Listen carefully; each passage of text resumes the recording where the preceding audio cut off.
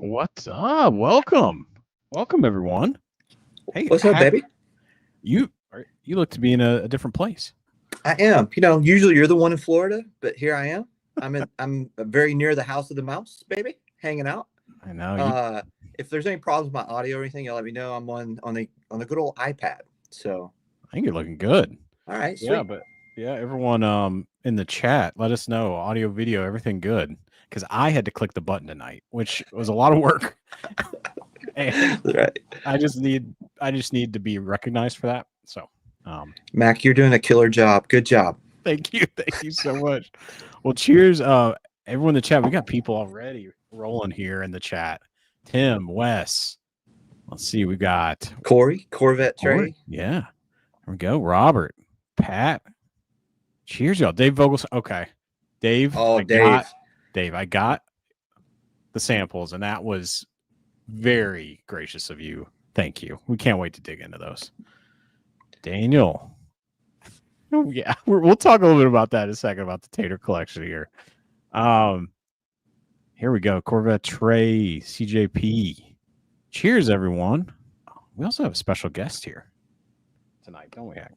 We do. We do. We got our dudes from 21090 that really, man, they have been the most awesome people to us. And so we're going to talk to them a little bit tonight. We're going to bring them on.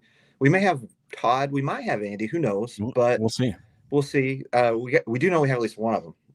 And we're going to do a little like origin story. Like if you are just tuning into us, which here's the thing. And I was looking back at our highlights. We had 250 subs last week. Right now we've got 360 subs. We picked up 110 Wow. subs this week. So, That's man, awesome. thank you guys. Yeah, Thank you guys for. you. It's awesome. I know that we're small time, but we are enjoying the hell out of this, and just so thankful for everybody that subbed. And so, if you're new, you're just here, and you've been watching some of our content. I'm Hack. I'm from Houston.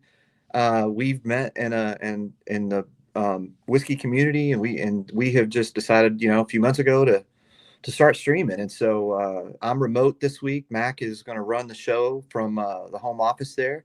But yeah, we're just Hack and Mac and just love whiskey and love to have fun. And so thank you guys for being here with us tonight. If you've never been here before and you're tuning in the chat, man, we're grateful and thankful. Yeah. And that's it, Mac. Yeah. No, thanks. I mean, that is awesome. We got like 100 subscribers in a week. I think a lot of that is due to your video of you hunting in your house. So Yeah. which was awesome. And there might be something coming this week from me, but we'll talk about that in a second. Yeah, we're going to tease that at the end. And what else went down this week is, I like to hunt a little bit. Oh yeah. And so I've got some special stuff that I'm not going to talk about on the stream because there's going to be a special hunt video because I hunted here in Orlando. And those bottles, they're hanging out in that special chair that's in the corner of the hotel room. I probably shouldn't say what we normally call that chair, but they've got to stay in that chair and just watch. They do. They look like they're watching They're very attentive. They're very attentive. They're just kind of watching tonight. But those special bottles, picked those up this week at a store here in Orlando. So not going to crack those. They've just got to watch. They've got to watch what happens. So cheers, guys. Thank you guys for being here. And yeah, so we got cool stuff coming that I hope you guys enjoy. And that, I cannot wait to see your home video collection there. Yeah, it'll be interesting. Well, let's not take too much on. We've got a special guest here tonight, maybe two. We'll see. And tonight's theme, single barrels. I think this is gonna be really great, really, really good conversation. I'd love to hear from the chat too while we go. Like, what are you sipping on too? Are you sipping on a single barrel? What do you think of single barrels? We're gonna talk about that. Yeah, we've got, and also, and does anybody travel like this? Does anybody travel? Oh yeah, got my aged in ore kit, travel. So I wonder if anybody likes to travel with their whiskey. Do they put them in the little aged in ore kit? How do you roll with it? I'm here for work from Friday until Tuesday, so I had to kind of just bring what I could. So I don't have the full collection, and I don't have all single barrels. But I'm starting off with my Desert Island whiskeys. You may have seen me talk about Knob Creek 12. It goes where I go. Love it. It goes where I go. Yeah, we all have those bottles. That's awesome. I think without further ado, we should introduce our guests. And Let's because do it. I'm sipping on is a 21090 pick, Chattanooga whiskey. I was on the Let's pick. Let's bring in Todd here. We're going to bring him up to the stage. Todd. Tonight's stream is sponsored by Aged and Or. You all, as you can see, it's a wonderful product that we all have. Yeah. You probably are sponsored. We are not. Yeah, right. So you kidding me? Yeah, No, you guys are.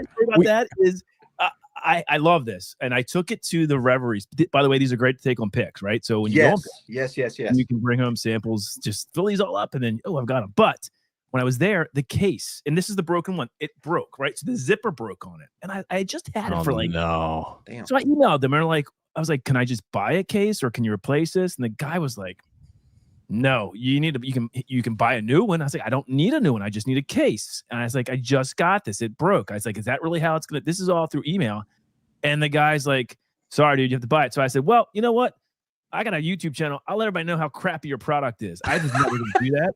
Never going to do that. And the next day, the owner of the company emailed us and said, sorry, whatever the guy's name was, didn't really know the protocol. We'll have a whole new set out to you tomorrow. What's your address? So you made it right. That's awesome. Well, the good part about you talking shit on this channel, they'll never see it. So that's I don't know. That's the awesome part, keep right? putting that hunting videos. You might be. Well, speaking of, we have another guest. Hey, Hey, look at you're this. he's so early. That is actually early for him. I'm surprised he's on here. I just got the kids down. I ran down the stairs, awesome. and so I said, "Look, we have two very important people." Oh man, Todd. So I said, thank you. Let's get rolling here." Well, no, Eddie, thank you for joining. Todd, thank you. Like you guys have meant a lot to our little channel here. Thanks so much for talking about us and inviting me, Andy, on this Chattanooga pick, which is what I'm sipping on. So cheers. Cheers to you. Brett, I got a quick question for you. Yeah. I know we're doing single barrels tonight. Okay. I had a thought. I'm worried. Okay. Well, derailing the stream. You brought me a little gift at the Rock the Rick house, and I was wondering, is it appropriate? Should I crack it tonight and completely unappropriate, but do it. Should I do it? Yeah, man. You Like we literally have a segment called The Crack where we talk about butt cracks. Like what is like really like there's nothing that's not appropriate on here. So you say that now on our live stream the other night. You're like, get me the hell off of this. You didn't pick up on that. You didn't pick up. I was trying to slide off. Hey, I wish I was actually in that chair. I wished I was in that chair in that show. I didn't feel too well at the end of that tonight, though. That was quite that one was a long one. Morning was bad. Well, yeah, Andy, whatever you're feeling, it's a great bottle. Andy is a wine lover like myself, and so I got him a little extra gift there. That he is. I'm gonna crack it. Yeah. So what is this wine? What is so special about this wine that you got? Oh man, I'll show you. Hold on. Yeah, right. Yeah. Okay. Yeah. So Andy's gonna crack some wine. We're gonna talk some single barrels. We're gonna have fun tonight, guys. Yeah. What's everyone sipping on in the chat here? I am sipping on Chattanooga. Todd, what are you sipping on? I actually just poured this because it's next to me. It's our pick. Oh, Yes. You were on that. That's the Madeira finish that sold out this past weekend. So super, I'm really proud of that because again, it's old line. I don't think a lot of people know them, and we just sold another barrel of their single malt. I think it's fantastic. Now, I'm hoping we're changing people's minds on what good American single malt can bring to the table. Yeah. And you were on this bit, right? I mean, and it's a great bottle. Loving that. I know in Houston, I sent one because there's a single malt lover, Matthew, in the Houston area, and he's got it, and he loves it, and he's been sharing it down there, and I think a lot of even like bourbon non-American single malt drinkers are loving it. And look at the color. I mean, that's what happens when it's in there for 3.5 years. That Madeira it's just beautiful. It's a gorgeous bottle. So if Chattanooga was my gateway malt, that one's the one that's like like it's just that's really malt. Honest to God. Like I would have told you a year ago, there's no way in hell I'm trying to malt. And then I tried the Chattanooga and I'm like, wait a minute, like okay. And then this one we sampled it. We were in a little private chat and we tried it and just blew me away. I think we're getting some echo, Andy, from you. Echo cancellation, Andy. Turn it off. I'm still getting. Yeah, we're gonna come back up. Of course, Andy screws everything up. He was fine before he left. Look, I was wondering how long we could go without you guys fighting, which I love so much about your channel. Is it still bad? All right, let me come out and come back in. God. Okay. Derailing your show just like ours. Perfect. That's all good. It's all good. It's great. So, yeah, no. So that I just want to say that old line is so awesome. And by the way, SLB was doing a pick there too, right, Todd? So like maybe they're about to explode. What do you think? I mean, that's the great thing is, Jesus Christ. Ah, son of a bitch. Echo. Yeah. Andy. All right, hold on. One more try. I love it. There we go. All right. Hey, test. how's that? Oh, I think we're good. I think we're good now. There you go. Awesome. All right, fantastic. Yeah, I mean, listen, once SLB puts them out, they have a huge audience. We do not. As much as our channels love them and espouse them, it'll be great for them to get to somebody that's 10, 15 times bigger than us. That's great. Yeah. So one of the things, guys, and I know like you guys have been super kind to us. I thought it would be really cool because we've got a pretty good, decent like Houston crowd that watches. We've got some folks we picked up along the way that they may not like, which would be odd, have heard of 21090. Give us an origin story. Like, tell us. Could you just like give us the background a little bit on like how you guys got into this and like. Can I start and you can finish it? Because actually today is actually a good segue to that. So the shirt I have on is sort of our old logo, but we started this, God, Andy, 8 years ago? It's a long time. Yep, about 8 years. Home brewing beer. So I brewed beer today. I don't know if you saw, I put a little short up on Patreon and to a short. I do it we used to do it a lot. So we started recording our home brewing sessions and doing videos on it and doing this and doing that. And there's only so many home brewing videos you can do. It's the same thing. I mean, you can change the type of beer, but literally the same process every time. It was like, well, we can't keep doing this. It's going to get monotonous and we're not going to do this for the long haul. Well, let's just start reviewing commercial beer. Let's do that. There's other people doing that. This was, again, 7-8 years ago.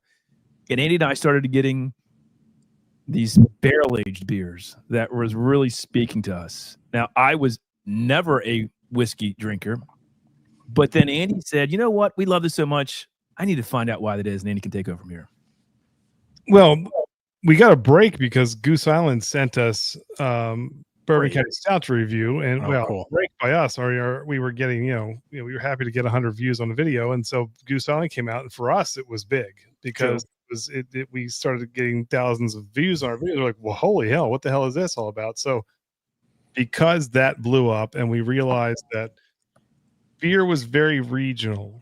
And it's one of those things where we're appealing to a very small pocket of people, especially when you're doing the micro stuff. And the macro stuff wasn't what we wanted to do. So when we got into, I said, hey, let's dabble our feet into whiskey. And our first couple of reviews were dreadful, but they were fun. I gave Todd old granddad 114 on one of our lives. He about spit it back up. That's the honest truth. It almost killed me. I never drank whiskey before, and I just downed it. Like, oh Jesus, dude, this is freaking fire. I couldn't do it. By the way, sweet Cindy, did I have hair when I started the channel? Andy, I might have something. I had more hair. You had a little crown going, like the Hulk Hogan thing going. But it might have been. I don't know. I don't know if it was like that, but probably not, Cindy. It's been a while since I had hair. He's a real American. That's right. But it was a chance. I mean, if Todd's going to get really down to the nitty gritty. We don't golf. It was a chance for us to hang out and not be far from home. We only live less than a mile apart, so we figured, what the hell, this is something we could do as an activity. He loved doing that, and so he wanted to be on it. And I did not. He hated it. Still don't love it as much as Todd does, but I liked the creative aspect of doing logos and shirts and videos and stuff like that. And so it just kind of worked out. And surprisingly, we don't hate each other as much as we used to be a 3-piece, by the way, when we first started. Oh, really? Yeah, there was another home brewer who did not love being on camera, but loved the brew. And so he would come up from DC all the time. He's a great guy. And it was just me and Andy wanted to do more than just brew and beer. And he was not about it. And he just kind of stopped. And we really did, when we first started, once we got going, it was much more entertainment than information on a lot of it. Like we were playing with the camera, making each other disappear, weird crap that we were just playing around for the editing stuff. But we had this little, very small pocket of people who dug it. But when we got into whiskey, we realized that we really loved that, and we love music. Let's combine them together, and let's 7 years later, that's what we're doing. So it's kind of crazy, but that's awesome. We do it because we love it. The same reason you guys do. If we can be informational, wine next. That's what we're gonna do next. We'll get Todd. I'm not opposed to any of that. Like if people like it, and we'll do it. But our whole thing is this isn't our main job. This is something that we want to grow and build. But it's never going to be. We're never going to start our own company. We're never going to start our own blending business. We're going to keep doing what we do. If it grows, great. If it doesn't, it's okay. It's what it is. Well, y'all are killing it. And so there's a couple so what I wanted to do tonight is talk just in general too about how you guys talk to you guys, learn from you guys. You have a great dynamic, first of all, which is just how you both are both bicker with each other, but then also are just great together, like back and forth. And then I think the dynamic of how your channel is run, where Andy, you seem to be the one that travels more right for the picks. I know. And then Todd, your daily reviews, it's such a cool, 2-punch combo. Was that all part of the plan? Did that just kind of come together, or what? I don't know if that was part of the plan, Andy. We just Well, let me be very honest. I think what makes us work is the other person's strengths are definitely the other person's weaknesses, and that is something that I don't promote polygamy, but being married to Todd and my wife does have some disadvantages, I suppose. But there are things that I just can't do that he. Like the 60-second reviews every day, I would overthink that to the point where it would be 60 seconds every 60 days, because I would be like, I'd have to edit this out and I have to put this in. I can't do it. Todd just get up there and do it. And they're great. I'm fortunate enough to be able to travel for work. So if I'm out there, it's like, hey, let's get a group together and let's go, pick some barrels. Todd does a great job of setting up a lot of these for me to go out, and I'll go out and close them and shake hands, kiss babies, and start the process rolling. So we do a lot of those things really well in tandem, I think, together that make it work. And the other thing is we've known each other for 45 years, right? Wow. Yeah. He's like a brother to me, and we can get angry at each other, but it happens a lot.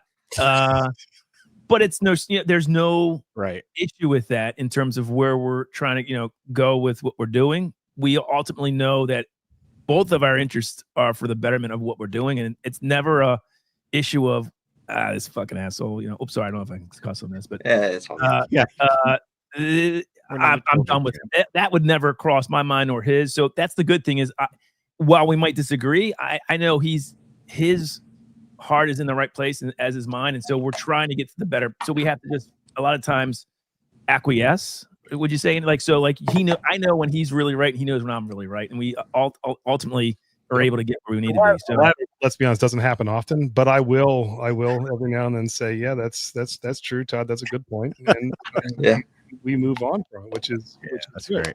And he sold himself short, so we weren't doing barrel picks by a large measure, but we knew if we wanted to grow our Patreon, that's what does it, getting unique picks, and he was able to travel and do it. He was doing this a lot for the first few picks on his own. There wasn't a team. There wasn't 5 or 6 other Patreon members. It was just Andy, and there was still Austin picks. I think Chris. It was just Andy. It was just Andy. There was a terrifying aspect to it because when you're small, someone gives you a chance to go out and do a pick, you're like, well, this may be that one chance that we have, and if we blow it, then that's it. No distributor, the channel's going to fall apart. And I mean, it actually probably doesn't go that way, but in our heads, that's what we're thinking. So, I mean, I remember calling, Jay with Todd, and we were like, we have a business plan for you. We have a proposal. We have all these things. I know you don't know who we are. And Jay's probably like, yeah, just do it, guys. Like, he's like, yeah, do it. Yeah, good, do it. I'm like, really? That's it? Just do it. I'm like, yeah, go pick a barrel. Nothing's absolute, but to this day, we've never done a pick where we haven't been there in person, and that's very important to us. We do pride ourselves in getting to know the people behind the barrels. I think it makes not just for a better whiskey, but for a better story. I could have done, I guess I could have had a Corbin cash sent out, something like that, but now David's one of my really good friends. I like going out there just to visit him, and vice versa. He comes out across, and like you meet these really cool people, and it becomes more than just a bottle of whiskey. You know, Yeah. That's what's made this thing really fun. And I will tell you, in my job for a living, I'm constantly talking to people, presenting to people. So the last thing I want to do is be calling people and being like, "Hey, can I come out?" Right. Todd is like the king of, he will reach out to anybody. He will set everything up. He'll say, "Nope." They said no, but we're going to try again tomorrow. Get him tomorrow. Like that's awesome. I wish he was actually my actual inside. Your real job. More. Make a lot more money. I think we both be doing better, but no, it just works. And I think so. On top of that, we're also trying to go against the grain and not do the same type of barrels that everybody else is doing. That's why you see the old lines in Chattanooga and stuff like that, because we could do another Knob Creek. Now, there's anything wrong with that or Bankers, but we want to do things that are going to be different. And so it just kind of fits our channel. And you're killing it. Andy, let's get to that wine really quick so we can get, I want to hear your thoughts. This is a Cab Franc from Napa.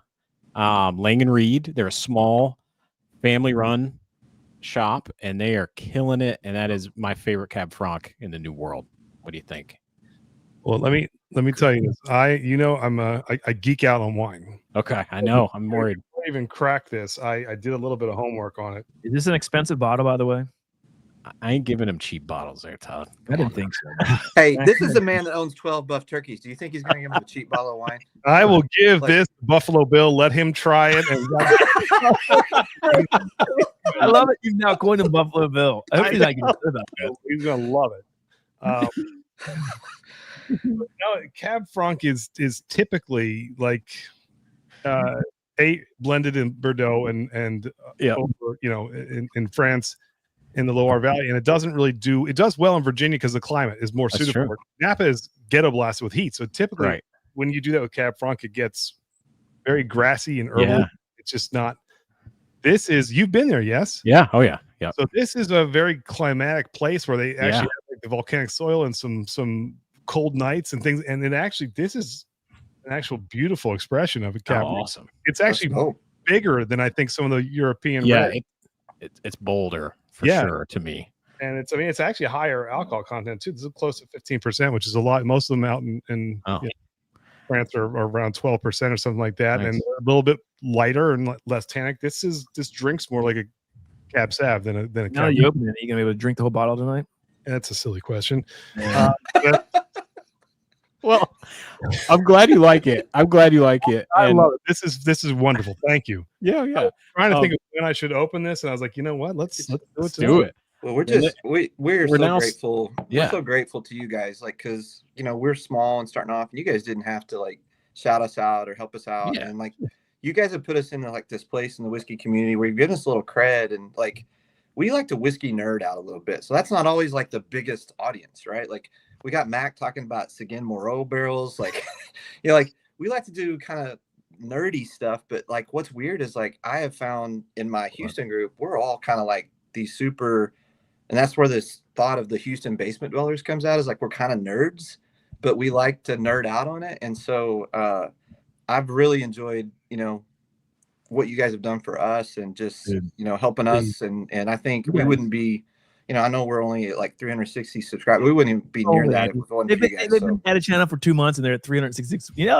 It took us like a year to get to 500. If we're maybe even more than that. It might have been 2 years. Longer than that. I remember having 50 and thinking we were big time. It's like, but you guys you guys have a good dynamic. You really do. Same thing as Todd now. You've got, the one young guy like me and Brett, and you got the slightly older guy like Todd and Mac. And so that's Hack. Hack, and it's so you have that kind of dynamic, which I think which is cool. But no, you guys actually like each other.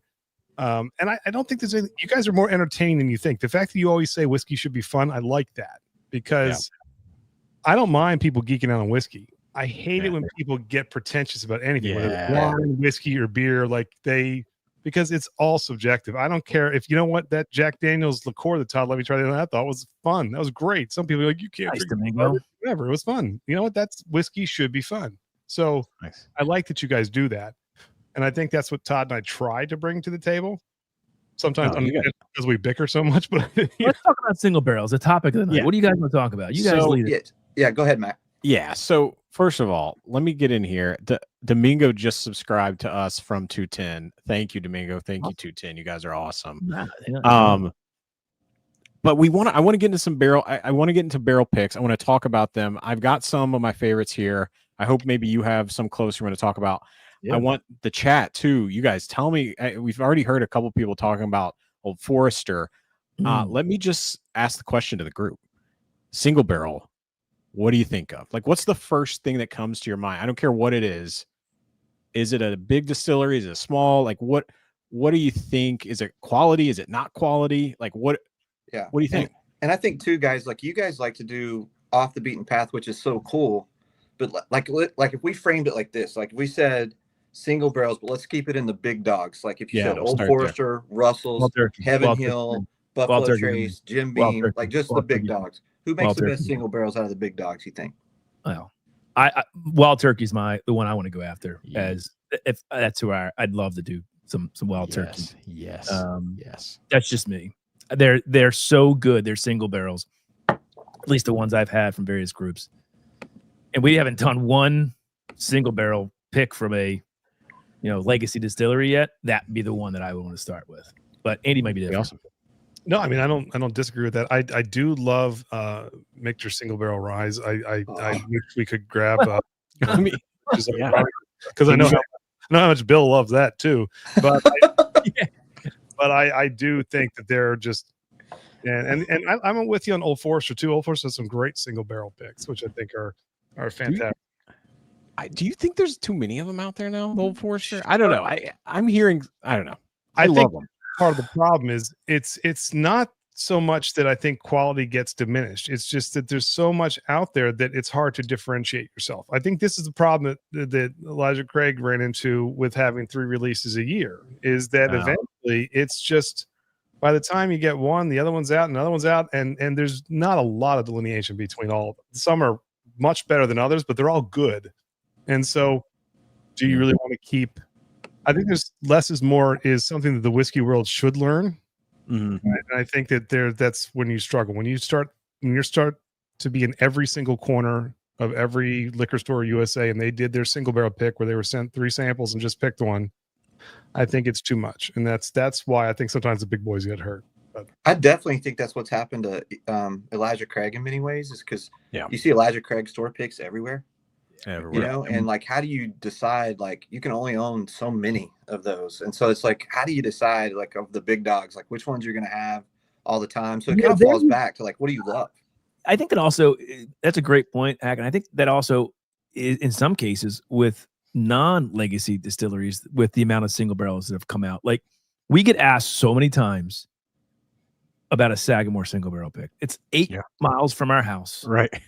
We love Sagamore, but there's not so many now, but there was a time where there seemed like there was a single barrel Sagamore coming out like every single freaking week. And I love it. Don't get me wrong. But at some point it's like, what's so unique about our 8-year or 7? You're like, I mean, yeah, I'm sure it's great. Everyone says they're great. Is it really? And I think people get fatigued on it. We get fatigued on it. So I love Green River, but there was a time where everyone was putting out a Green River pick. I love them. Don't get me wrong. It's like, do we really want to be the 15th group to do that? I mean, it's a lot of people who are buying our every other group. They've already bought them. So that's the struggle we have with finding. That's why I think you see much more going towards the unique. Is there's not 15 out there. It's something new. Now there is a bit of a gamble with that, because people may not know what you're picking, and maybe they don't want to spend $75 on something they don't know. So that's the challenge there. But then once they drink it and get it, they're like, oh shit, I need a backup. Yeah, it's very similar to the Chattanooga, I think. But we had a 205 yield. That is an amazing single barrel. I think you saw Mash and Journey. They're having trouble selling theirs. It's just they're a huge group, and they have 50 some left. Yeah, it sucks because we know that barrel is really good, right? We all know that how good that barrel is they got. Yeah, and it's still sitting there. I'm still crying a little bit about that, but it does feel like too, though, as you guys expand your presence. Like I know, you guys based in the Northeast, in the Maryland, Baltimore kind of area. You've got a base there where Sagamore picks, right? Like they're probably we don't see tons like in Houston. They're everywhere here. Yeah, we don't see these, right? So like I picked one up in Florida this week. I tried it in the store. It's a 9-year. Really, really liked it. And then I saw like instant, like, what did I just do? Because now I see they have some 10-year picks out. So it's like, damn it. So but I only own one Sagamore. So it's like, for me, it makes Sagamore with sense. their own juice. When it's their distillate, I'm all for it. I want that's when it's not the MGP high or low rye mash bill blend. I don't care if it's 10. I don't care if it's 6 or 7. I love their juice. I want that. Where are they with that, Todd? Do you know? I mean, bourbon junkies are buying single barrels of it for their own, that's an NDP. It's out there. They're not doing group picks of it. But I think it's got to be soon, right? They're transitioning over. It's going to eventually happen. It just when. It'll be interesting to see how the program goes, especially now with this global outreach, and just to see where everything kind of goes with Sagamore. I mean, they're big time now. They really are. They're huge, and so it's going to be interesting. We do have a soft spot for Sagamore because we've done a lot with them too. We would host their Pennies Proof every year for years before they dropped that, and we were very close with Brian Tracy before he ended up moving on. So we do love it. I think it's just timing. Timing has to be right. And Josh Fritz says bourbon in general and picks are overstacked, and that's a reality of the situation. I get it, man. Yeah, because I think that's the thing that's tough, right? Is because there's more and more groups that are getting large enough to have a Patreon. They're getting large enough to do picks, and then you're like, man. But then it comes down to, I think, and this is what we found in the Houston Basement Dwellers, is all of us have kind of evolved from different groups, or we've been a part of, and then like. In our group, we'll do little tasting nights virtually, and then we'll try like the Chattanooga. We try the K Luke, and we're like, oh shit, this is like really, really good. And then so now I've got like guys from Houston joining the 21090 groups. Like, okay, I believe in what they're doing, right? And that's kind of cool. Appreciate that, man. That's awesome. Sorry, didn't mean to interrupt. No, go ahead. I was gonna say it's always been our goal though, and we knew when we did the first couple picks that wasn't going to happen.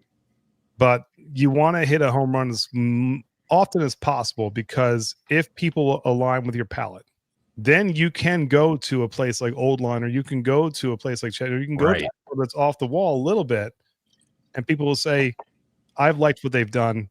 Our palates are kind of jiving. I'm going to take a flyer on it. That's where we're trying to get to, or hopefully are with some people now. I think you're there, man. I mean, I think a lot of people.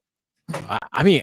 I'll be honest. I'm in a few groups. Okay. I'm in a few groups. Really? I didn't know that. Oh my God. Hey, anyway, we're planning on having, we're going to have an intervention. Man. We're having an intervention soon. Look, he cannot join any more whiskey groups. It's all research. All research.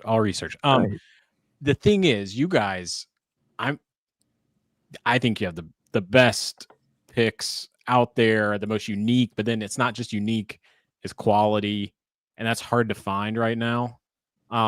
Like the Corbin Cash stuff coming up. Oh my gosh. Like for those who haven't got to taste that, and then the unmarked bottle, which I want to come by and swipe from your house.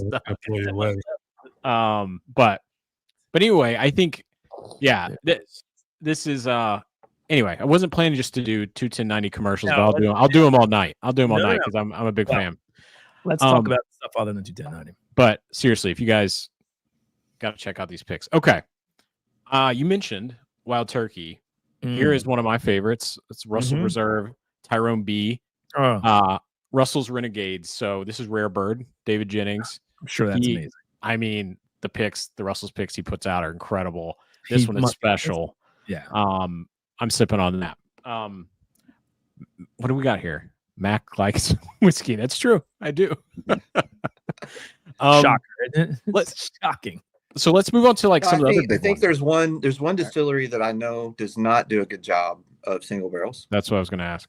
And unless the only exclusion is if they do the Saz Barrel Select, and those can be good. They also cannot be great, and that's Buffalo Trace. Like I will tell you right now, Weller Single Barrel is one of the most sought after bottles to finish out that Weller Rainbow, and it's shit. It's not good. It is. They do not know how to make. I mean, I've tried 3 different ones, and I own one. Yeah. And every one of those Weller single barrels, it's like they do not know how to make a single barrel in that Weller lineup. They just don't. And I try to coach people all the time. It's like, do not go pay what's that crazy secondary price for that. But at the end of the day, people are going to spend their money how they want, and I don't want to. But that's one, guys, that I would tell you right now, Weller single barrels. Now the Weller foolproof that you can get sometimes, and the Weller antique store picks, those are pretty good. Yeah. But they're sitting there calling a product single barrel. Yeah. And it's probably their worst expression. Yeah. Heck, did you see what Matthew said here? I think the bang for your buck's far better with 290 picks now than other large whiskey groups. Well, yeah, we're not that big. You have a very good, I mean, listen, we don't really put limits on. I mean, if you're a Patreon, paid Patreon, you're getting access for the most, especially at the higher, you're getting as many as you want. We got burnt on that once with Corbin Cash last year. Just one time. One time, yeah, and we got so much shit for that. We're like, listen, guys, we're new to this, and we can't help it that people bought 3 and 4 of the hazmat rye bourbon. I mean, it is what it is. But everything else is you're getting access to it. So that's we're where we need to be. If we had a Mash and Journey type audience, that many people, maybe we could do a macro and have enough people that it could get through. But we're not at that stage yet. So we have to combine something unique with something that's going to drive people to us. Yeah. And that's why we're excited to do these picks. We've talked about this too, though, guys. I think one of the beauties of where you're at in your journey with your picks is that they're spaced out enough that we're not like, you can take 1 or 2 off and not be fatigued and not like, because there's some whiskey groups that put out so much at one time that you've got to make a decision on what you buy, and then there's already another drop coming, and you're like, man, I've kind of like, totally. I've got to space it out, right? I mean, here's the problem with all of this is that in order to grow your Patreon, you need to do quality picks and picks that are unique, and then have it on a somewhat regular basis, because that's how people stay with you. Not only come in, but stay with you because they want the next one. But there is that problem of, well, you're not big enough, and you've now done too many, and they're not selling, and then you're still so it's a game. Something we struggle with still. We really struggle with it. The timing is not our. We don't control that. So we are at the mercy sometimes of distributors, of shipping, of all kinds of things. So class. There's all kinds of things that can factor into that you don't think about. The problem with a lot of whiskey groups, and I mean, I can understand it. It is fun. You guys have been out there. You've done the picks are fun. But it can become a little bit like crack to some groups. Like they've got to keep going, right? They got to keep going. And you do it too often, it loses its luster. And you can only put on your taste notes, this is the greatest whiskey I've ever tasted, so many times for people like you said about the last 55 bottles that you put out. So we really try and, like I said, keep it to a manageable point, because we could do more. We've turned down quite a few opportunities because the timing wasn't right, the places wasn't right, or even sometimes the people that we just weren't digging doing business with. So it is a bit of a slow dance that you got to do. Well, and I appreciate you guys talking through this, because like one of our goals is to eventually release a barrel pick that we do together, and who knows what the right timing is for us to do that. I mean, we're a long way probably from having a Patreon or anything like that, but I have been exposed, and Mac's done some picks, and like I've been very lucky to have a local store that really has embraced me and a group of guys, where I think now I've done 9 picks at his local store, 7 of them in store and 2 of them at the distillery. There's that Still Austin one. And so I've gotten to kind of practice my chops on it a little bit. That bottle's half gone, Andy. I brought it home. It was at the neck. I know. I had it. It was ridiculous. It was good. We had a little bit of it. We drank half the freaking bottle. I haven't cracked it yet, and I'm going to crack it next. It's it's coming. You asked about picks that ours. That is one right away that completely. That's almost a perfect bourbon to me, and for my wheelhouse taste wise, I love everything about that. Hit me in the heartstrings on that one. That one's one of my other ones. Like I love Lost Lantern. What they do, Lost Lantern, they go out there and we kind of emulate or try to do what they do. Is find these off the wall distilleries and just things you would never think of. That Nucino finish from Andy. What was that from? Anthony's. He would know who did the Nucino finish. Was it Nucino whiskey? No, Whiskey Acres. Was it not? Who was it? No, Lost. No, that wasn't. Well, that was Lost Lantern. But who did it? Westward? No. West. Anthony will know. Anthony will know in 2 seconds who didn't. That blew me away. Who else, Andy? What else did we have that wasn't? The problem is I used to buy a ton of things when I didn't have it. We didn't have a Watershed. There it is. Anyway, that was amazing too. That bottle's gone. Cam's pick from Critton and Annie drank the whole damn bottle. That rye was there. You son of a bitch. Still has it. Gone. Brought it out. This freaking good. if I had to take away a 21090 pick and say I wish I could have picked a barrel, like an artist who said I wish I could have written a song, I fell in love with this. Todd, At Crittenden's. take this and try it. Let me know what you think, and I killed it. And I never killed ball. I said, you got to try this Crittenden can pick. I said, I don't know much about them, but this is amazing. And then people sent me stuff, and then we had, we're going to do it. We're doing a pick. So that's the great thing about that. That's what I was going to ask you if you could talk about that. You're in the middle, right, of trying to line things up to do another. We are going. Yes, Andy. I don't. We don't know when, right? We don't know when. Todd, this is what I love. He'll just.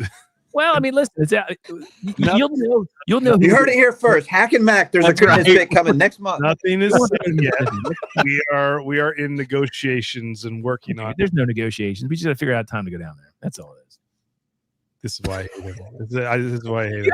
Negotiation. There's no negotiations. It's just we're trying to find out when we can go down there. It's happening though. I keep it close to the chest. Todd's an open book. It's just the way it is. Until it's ready, it's just. But it's the nature of my business. Like unless I's are dotted, T's are crossed, I'm like, nope, I don't. Matt's going to Crittenden's in September. Well, Matt. So Todd, I know you just poured this. This one is, and I don't have much left. Yeah, look. Evernorth, this is your guys' pick, right? That's from those guys. 7-year MGP rye, 51% rye mash bill, right? Which is unique. I don't see that a lot. That's not a lot out there. Man, tell me about this one. Andy can tell you what that. Well, I'll tell you right now that was a brand new barrel that they got in that day, and Dan was not so thrilled about the idea of us because taste them all. We want that one. He's like, you guys want to split it? Something. We're like, nope, we'll take it. Mind you, we didn't know we could sell it. And these Evernorths were probably our best selling, quickly sell out single barrels all year. They sold so quick, even quicker than the Reveries, which is crazy. Wow. It's hot. Sometimes you hit those hot buttons. Right now, they're a hot. Yeah, and they're good. It was like 200 and I guess it was 320 bottles. We had 330 bottles total, 330 of both of them. And they were gone within 6 hours or 5 hours. Crazy. So I think one that's in that spot right now. I was in a store here in Florida and they've been doing back to back. It's HBD here in our MDP store here in Orlando. They work with the Wolf's Den. They work with some other local pick groups. And they have been selling River Roots back to back to back. And they are selling out of the River Roots within minutes opening their door. Does it. Cam, I love Cam. He puts out a ton of River Roots. I mean, I don't know. They sell out every time. I don't know. I'll tell you what. Cam got one of those pallets. That's what I'm talking about. Where Cam tells me when I try this, I usually am going to like it because he has one of those pallets that's very gifted. And so, so if he puts it out, like I can't say about everybody because, not everybody's palates are the same and it's subjective, but I'm usually pretty much in sync if he likes it. Yeah, they were cheap. They were really, I mean, that was a great, he's right. Reveries, high cost. I think the Reveries though, the buff turkey 320, that's not a bad price for what you were getting, I think, for that buff turkey, but the 9-year at 109, I think that's a great price for what it is. I don't know. The Reveries 9 is one of those bottles that I think when people have it, it could be a K-Luke or we don't tell you anything about it. They just want to drink the bottle. Like the stats don't matter when you try that. Like that's what I liked so much about the Reveries 9. Now the Buff Turkey, unfortunately, the name Buff Turkey sells it or doesn't sell it for you. Yeah, it's not a price tag. It's just a name attached to it. But Todd and I were very intentional in not trying to do the traditional buff turkey too. That was like sucking on a piece of oak. Like we wanted something that wasn't quite as big as Panic, and you killed it. And then, so there's intentionality behind these things too. Well, that was the first low proof buff turkey I've had that I was like, this is freaking amazing. Like, and it try that day, and it was a lot, right? It was what 5 or 6 buff turkeys, and a couple are really good from what we remember. But this one stood out. But that one stood out. Like there was the Reveries 9 that we took as a buff turkey we took, but we both kind of looked at each other like, that's the one. Think about this, Mac. I mean, you've been down there. You've seen us. We were the first ones there, right? The first group to pick. It was we had zero expectations of what we were walking into, other than we know Jay and we knew he had some barrels. and I love the Raven. And so we were like, wow, we're the first. This is great. There's probably 4 or 5 barrels. You know, we're going to have it. And you walk in and it's like the gates of heaven open when you open that. And we're like, we immediately knew we were in for something way bigger than what we thought we were doing. Were you guys surprised just with the sheer numbers of stuff that he's got? Yeah. We thought he'd have like a little shed, you know, like Evernorth. We know what they're doing. Disrespectful either. I mean, I went to Corbin Cash with David, and like we were trying to fix his broken hinge on his shed to try and get it at like 10 o'clock at night because it's all packed into this one little place. I mean, so you think about all this glamour behind the scenes in these smaller distilleries, and it's not there. And then it was there. I'm like, holy cow! Like Todd and looked at each other, and we're like, this is nothing what we were expecting, and it was amazing. If you guys, sorry, yeah, he's done.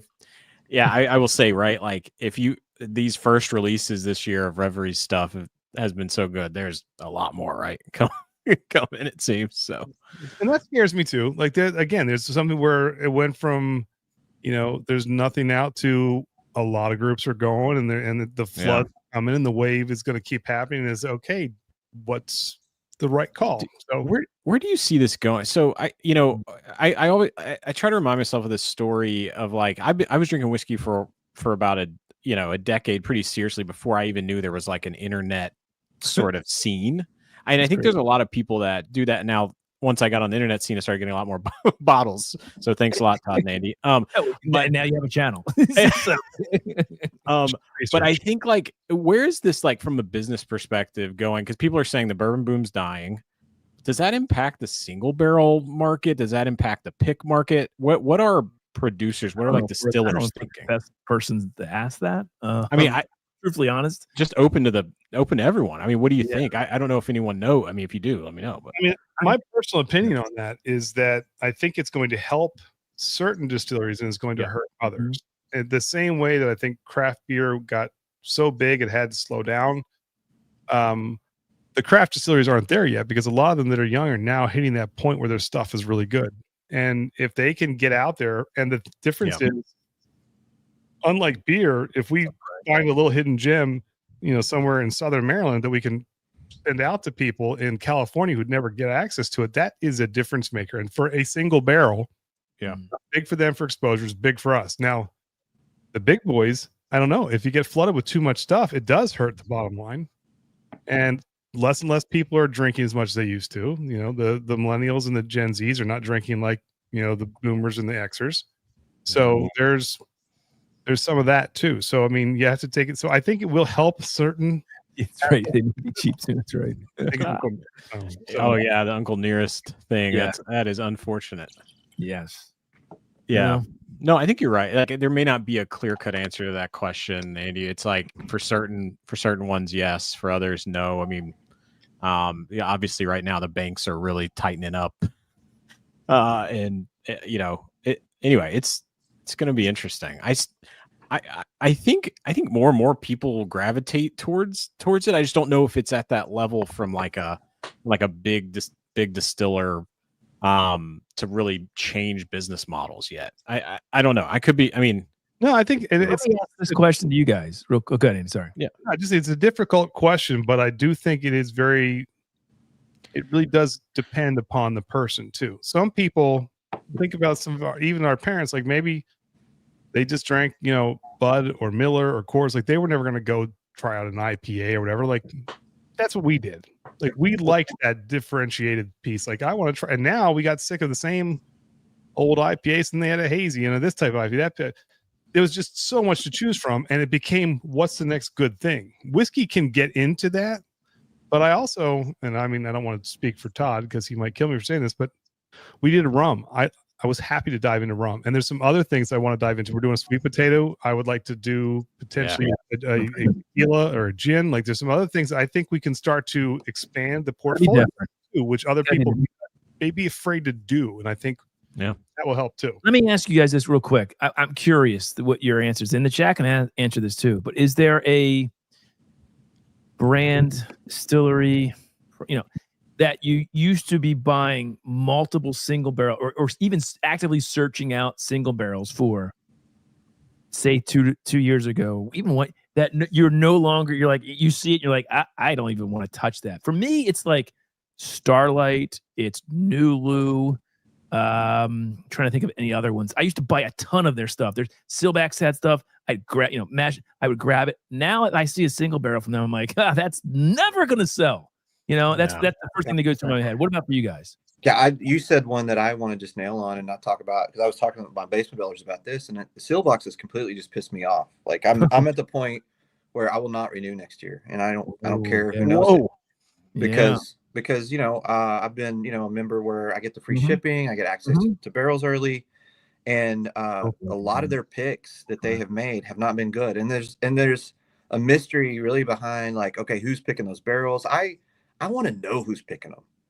I want to know, and I want to have a conversation, or not, and not everybody gets to have I realize, when you have a big Patreon or whatever, not everybody gets that, but you guys are very interactive in your chats and your Patreon, and you're talking to people, you're allowing people to ask questions in your stream, talking through the flavor notes, and you guys may disagree on it, which is cool, because then people can associate, well, I'm getting this note, I'm getting that note. But a company like Sealbox that's doing a single barrel pick, and they're putting it out with their fluffed up notes, I'm at this point where I don't need that shit, man. I need to know, and I need to trust it, because I'm at this point in my whiskey collection, as you guys saw from now wait till you see Max, of course, but like, Andy, we got to do videos on our whiskey collection. Yeah, you really do. That would be phenomenal. But I'm at this point with my whiskey collection, I can't afford to add fluff. Like, I need substance in there. I can't add just something that's just going to sit there. Then also Sealbox, I'm going to go on my rant for just a minute on Sealbox, and I promise I'll give it back. Do it. They look at the awards that Fred Minnick does. Oh, you put me up. Yeah. So they look at these awards, like Fred Minnick, Lasso 18, perfect example. That bottle is around $120 all day long. Fred Minnick puts an award on that motherfucker, and all of a sudden it's $250 on the Sealbox site. Like, what the fuck?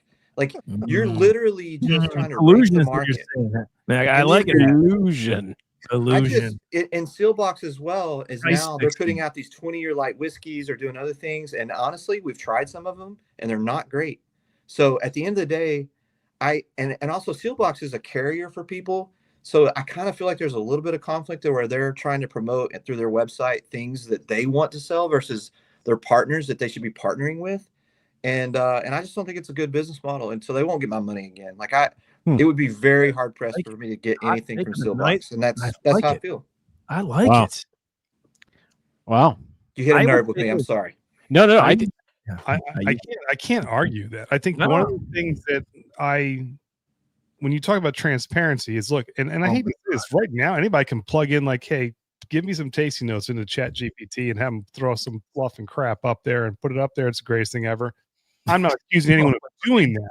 But what I'm saying is, if we were to do that, we've got 5-6 other people who went there and could call us out and be like, we didn't get that. What the hell are you talking about? Like, we have. I think Magic Talking Taco is completely right there. Bing, bing, bing. Magic Talking Taco is, I think, hit the bullseye right there. But go ahead.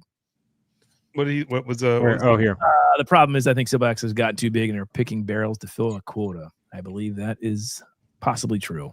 I don't know that for a fact, but that's my guess too. It could be, but it's a poor business model if that's the case. And because again, you flood it too much, it's just there's a lot of stuff that sits for a long time there. They have a bigger distribution warehouse too, so they can let stuff sit for a long time. But I don't know if that. Joe, the sample guy, I'm right with Andy. We would hunt every ECBP, not only just the review for the channel, because we wanted to get it. We wanted to be first. We loved the profile. We wanted to see how it changed from the And then it started just completely. We're like, what is it? This isn't that great. To quote Todd, they're all Twix. They were good. There was nothing that was. I haven't bought an ECB, I think, since. Oh, you need the new one. You need the B525. It's not even on the shelves in Maryland yet. Yeah. But I probably gave away 8 bottles of ECBP. Yeah. I don't know. So like I couldn't even. It's good, huh? All right. Well, I've heard good things about it. Okay, so rare character. I love this one. Can we talk about Yeah. I think I have batch Natural 7. Barrel's another one. It's another one. It's another one. All right, well, let's talk. Okay, so rare character. I think I have batch 7. They've had 7 batches of bourbon this year. Which is not fucking rare. That's good. That's great. That is So it gets that. the rare. The titular phrase is no longer applicable. Is neither rare or has any character to it. Fucking A. Bad marketing. I think like I like them, but they're expensive and we're pushing age statements a little lower. Anyway, that's one. Mingo's on point with tumbling dice, yeah, and copper. I love copper cask. So yeah, tumbling dice. I've had some really good single barrels. Oh yeah, you've not had. I mean, so they released a lot of batch product here at Specs, and we've had some of them. And I don't. There was one that was special, and it was like a 20-year light whiskey hazmat cigar blend, like kind of crazy thing, and it was really good. Yeah, but the other ones have not been. But they were batch products. They weren't single barrels. I love tumbling dice. Andy's a big tumbling dice fan. Other stuff. I love Proof and Woods offerings. I think they're really. Yep. I don't get National Barrels pricing. Like that's what I don't get. It's like a 9-year rye for $180. What? What is going on? FGP? What's going on? What am I missing here? As a Nashville guy, obviously it's hard. Okay. They have great single barrels. They have great barrels. But you're right. The price is questionable sometimes. Yes. $200. I'm like, what? No, I'm not. I don't do that for anyone. That's questionable everywhere sometimes. I mean, look, I like Bardstown stuff. Some of their stuff is way overpriced, and it's yeah. Well, I can't wait for the next disco though. Let's talk about. But if you like it, you'll pay it. How about this? Yeah. NDPs that are doing it right, short barrel. You want us to do a pick of them? We can do one right now. And this is Old Fourth who they bought. They bought Old Fourth. We love Andy. We had one. Yeah. Is that double oak, Mac? Is that the double oak? No, this is just a single barrel. It's a 12-year MGP, and they sold it for $120. Yeah, can you believe that? What was the year on the statement? What was it? 12 year. A 12-year MGP. 12-year MGP for that's exactly how it should be priced. By the way, and, I mean, you know what? Bourbon Bill would approve. Well, you think Buffalo Bill would love that. Itself, it's good. I think like Buffalo Bill would not. But I think that is a tough one, right? Where it's like Harold, he likes that K-Luke rye is delicious. We think so too. Casey's in the chat tonight? Anyway. Who's in the chat? No, I was just wondering if he was in the chat tonight. But I think like that's one that I think about from an NDP perspective with what they're doing with MGP and others. Bottles that left. I can't believe it. Like I love that rye too. God dang it. This 12-year MGP, I'll put. I don't know what's happened in Atlanta down there to these barrels, but I'll put them against like Stag Junior and stuff, and they'll kill. Oh, yeah. Nice. I wonder if that's a single barrel pick of it. Mm-hmm. That's what I mean. Some of these places now that they're growing, like the Christmas offerings were fantastic. I loved them. Obviously, Corbin Cash, I fall in love with. ASW out of Atlanta. That's about NDPs though. There's some places that you respect that they're killing it. And ASW. I think part of it's the distribution model too, Mac. Like part of it is some of these distillers that are a little smaller that they don't yet have all the states, right? It's just like I was talking to somebody the other day. It's like we can find Buffalo Trace and Green Label Weller everywhere, and there's people that will buy that here in Texas and flip it on the secondary market and ship it to North Carolina or ship it because they don't see it ever. So I think something could be said about like finding some of these smaller distillers that don't yet have all the state distribution and really exposing some people that haven't had a chance. Like Short Barrel is a great example in that they're not in Texas yet. Now they're coming in November. Yeah. So I think that's going to change a little bit for our market because Short Barrel is going to be a lot more accessible. Good Times couldn't get it here at all. And so we were one of the first stores to bring it. And now several stores have it. So I think it's kind of like where do they have distribution now? Eric, I'm a big fan of New England Barrel. I don't know much about. I got to get my kid to bed. I'll be back. Just I'm going to put me down real quick. Okay. If you can. I'll be back in 5 minutes. Thanks, Todd. Yeah, New England barrel is fantastic. I've got if you haven't tried them yet, I can send you some samples. Now I haven't had anything from them in a while, but what I've got, I love. Very. Andy, educate me a little bit because I don't know. I've never heard of them. So. Oh shit! Hold on. I just this is the ADD kicking. Where did I go? Sorry, this is amateur hour. No, all good. That's all good. I never heard about them. No, I literally can't find my StreamYard link back up. Oh, there we are. Okay, good. I don't know much about them. I bought them. I need to actually do some more research. I just have 2 single barrels that I bought from them, and I absolutely loved them. I think I got them off of Sealback. Sorry, but back in the day, a couple of years ago, and I thought they were just phenomenal. I actually have to do a little bit more research about them. The seal box. So the seal box thing, which I don't know if I'm 100% there yet. Hack. I have had a couple picks that have not been up to snuff, and I've had some issues with shipping, and I live 5 miles from their warehouse. But like, I get what you're saying. They're big. But actually, I think it's a good example. So I have a Starlight pick, and that's what we're talking about, right?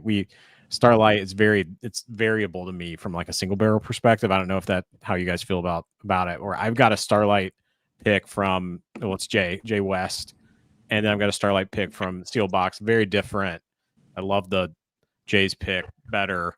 And like, yeah, that's tough, right? Because I mean, Andy, this is one thing that probably is foremost in your mind is you're like building out 21090's picks of like one miss, and do you get nervous? Like, it has to be nervous because people could just go to someone else after that. But you know what? The nerves would go up with me with the Starlight because everybody's got one. So there's not a ton of Corbin Cash picks out there. So even if I drop the ball, which I don't think we did, but if that happened, like there's not a ton of comparison out there.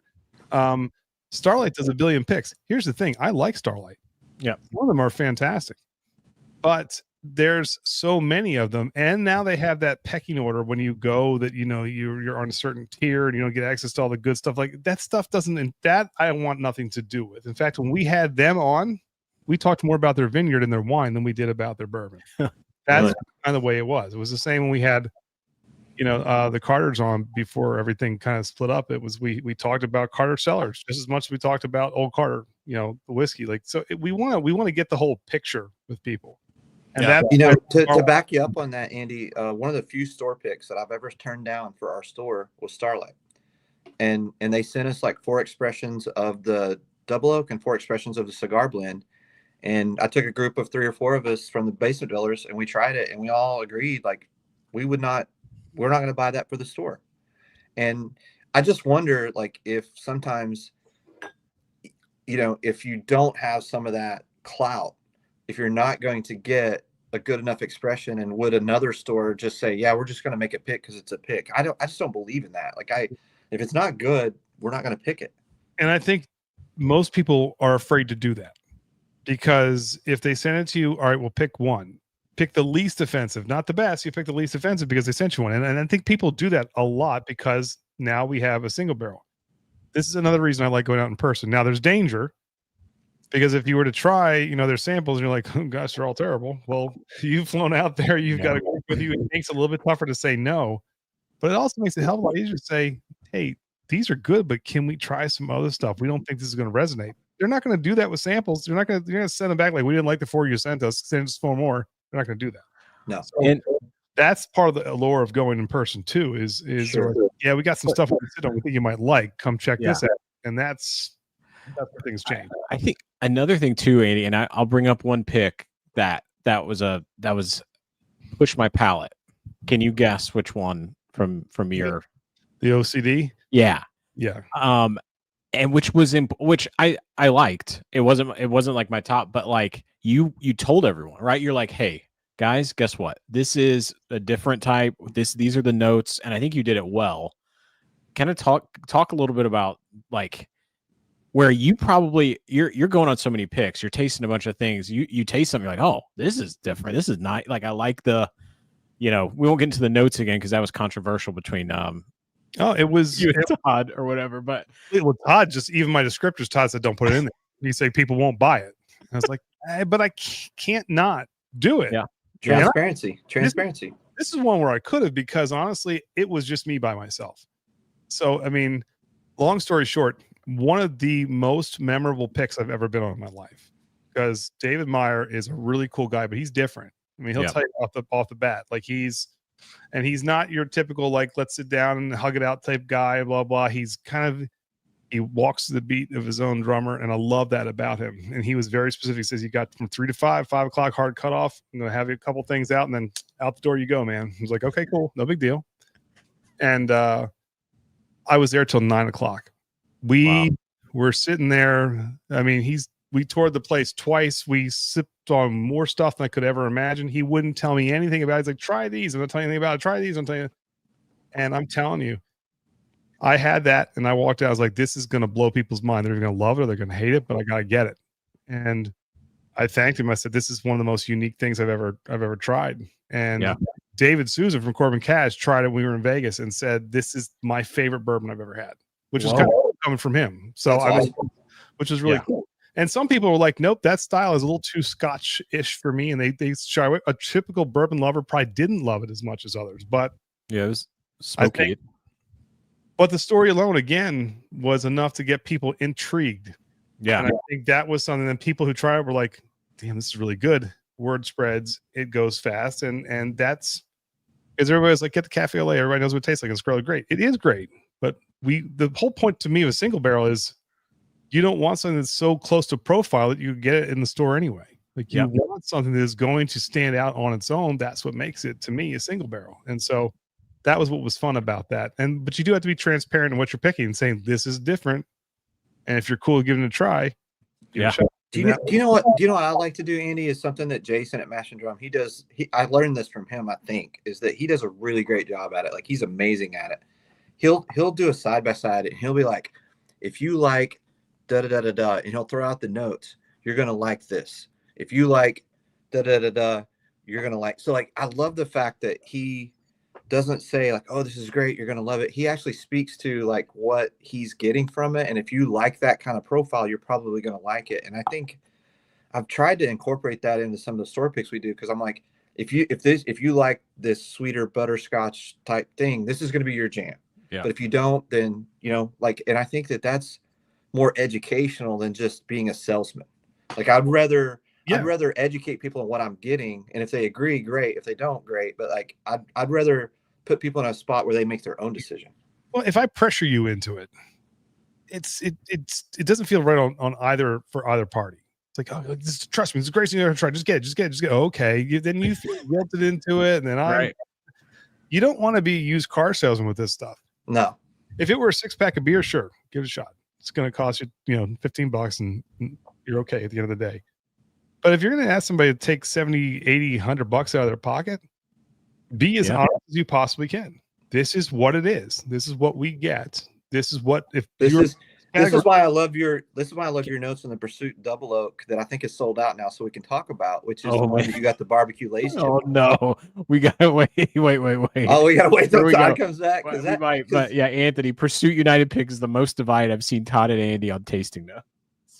And I'll go to my grave saying, yeah, I got barbecue potato chips on that. I mean, Andy, we have about 3 or 4 of us here because we bought that here and we were at a share. We all agreed with you. So I'm just telling you, like, we all got the barbecue lace thing. And I have a guy that absolutely loves it, and it's like his thing, and he's just like all over it. I'm going for it. It's hard to tell, but here's the thing. Sometimes the weirdest part about, like, my wife laughs at me if I'm like, it was like, yeah, this like barbecue potato. She's like, barbecue potato, I just get like ethanol and heat. Like, but if you're not a whiskey drinker, it sounds almost insane.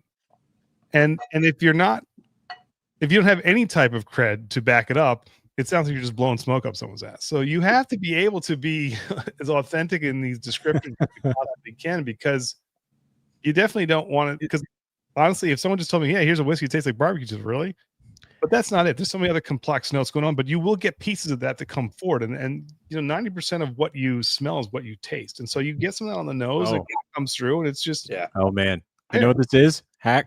What you got there?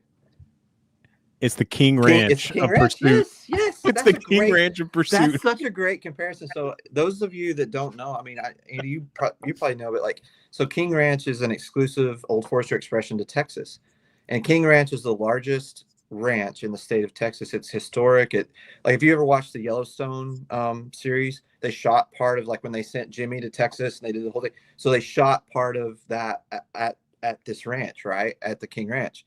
There's like recipes like King Ranch casserole. Like there's all these things. Like King Ranch is famous in Texas.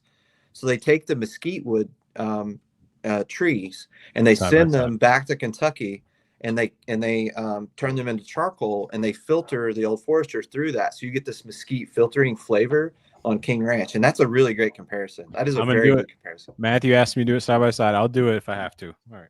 And you got to give Todd shit when he comes back, because he was killing me for those notes. Like, there's no barbecue. Yeah. I was like, it's there. Like, it is just, you can't escape it. And so then it was like, well, it's not like OCD. Well, no, OCD was completely different, but it did share some of those barbecue qualities, just but a little more smoke, mesquite notes to that OCD.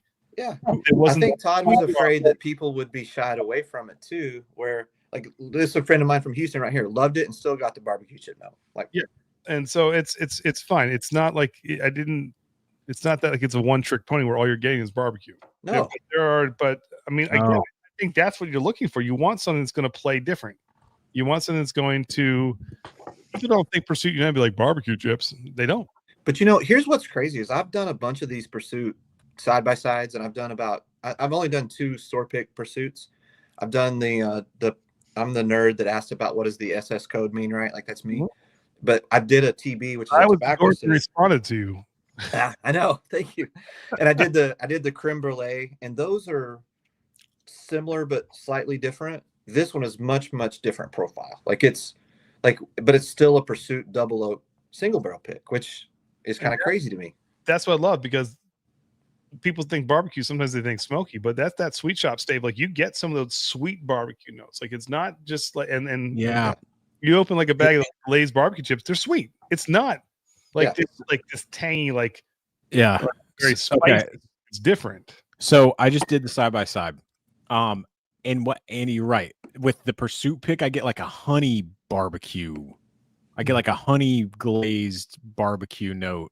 With the Old Forester King Ranch, it is much more just like tannic oak with like a smoky component without like the honey. It's not like a honey glaze. What am I missing here? Here's the thing is, because I own a barbecue smoker. I own a barbecue smoker. I used to do smoking competition, live in Texas. A lot of guys, we do this, right? There's no fruit. There's a difference in like a mesquite wood smoke and a hickory smoke. Yeah. There's a hickory smoke on that Pursuit. There's a mesquite smoke, which most of the time people in Texas, they don't use mesquite to smoke because it's too acidic. It gives too much acid into the flavor of the wood. So you grill with it.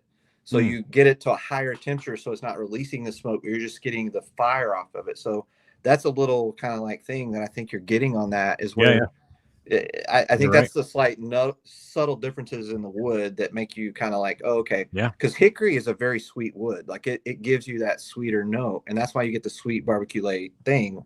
That's my take. Yeah. No, I think you nailed it. Anthony, he called it Hawaiian barbecue. Yeah, there's like maybe there is like a pineapple thing happening, a tropical thing happening. I mean, I'm not going to say no to that. I think that's what makes it fun too. And you know what? Bourbon's like wine. Like, it changes a little bit in the glass, right?